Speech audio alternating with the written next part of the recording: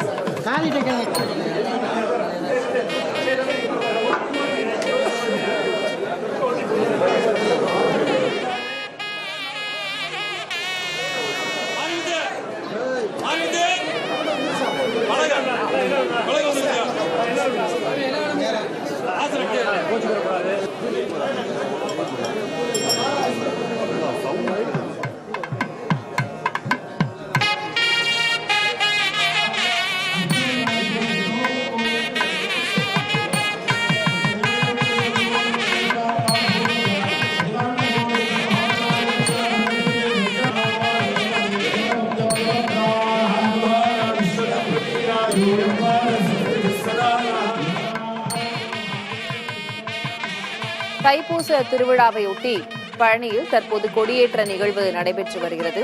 காட்சிகளை நிரலில் பார்க்கிறோம். தொடர்ந்து இதுகுறித்த விவரங்களை செய்தியாளர் கார்வேந்த பிரபுவிடம் கேட்கலாம். கார்வேந்த பிரபு, பழனியில தைப்பூச திருவிழா நிகழ்வு எவ்வளவு நாட்கள் நடைபெறும்? தொடக்க நிகழ்ச்சியாக தற்போது கொடியேற்றம் நடைபெற்று வருவதை பார்க்கிறோம். சிகர நிகழ்ச்சி எது?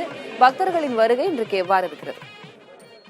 முருகனின் படை வீடுகளில் 3ஆம் படை வீடான பழனி தண்டாயுதபாணி சுவாமி திருக்கோவில் பிரசித்தி பெற்ற நிகழ்வானது தைப்பூச திருவிழா.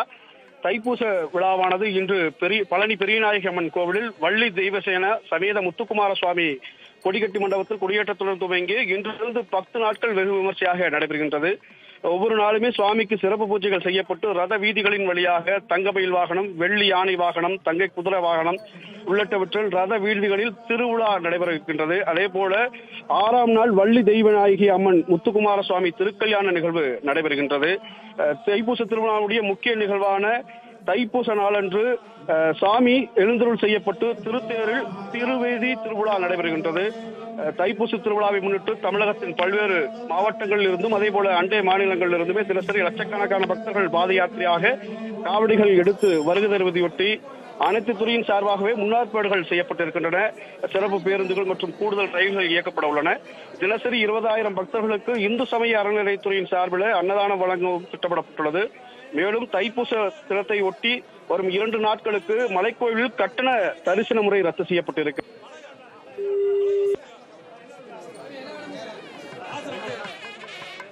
விவரங்களுக்கு நன்றி கார்வேந்த பிரபு. லட்சக்கணக்கான பக்தர்கள் இன்றைக்கு தைப்பூச திருவிழாவையொட்டி பழனியில் குவிந்திருக்கிறார்கள். இந்நிலையில் கொடியேற்ற நிகழ்வினை நாம் பார்த்து வருகிறோம். வரும் 11ஆம் தேதி தைப்பூச திருவிழா பழனியில் கோலாகலமாக கொண்டாடப்படும். அதற்கான ஏற்பாடுகளும் பெரிய அளவில் செய்யப்பட்டு வருகிறது.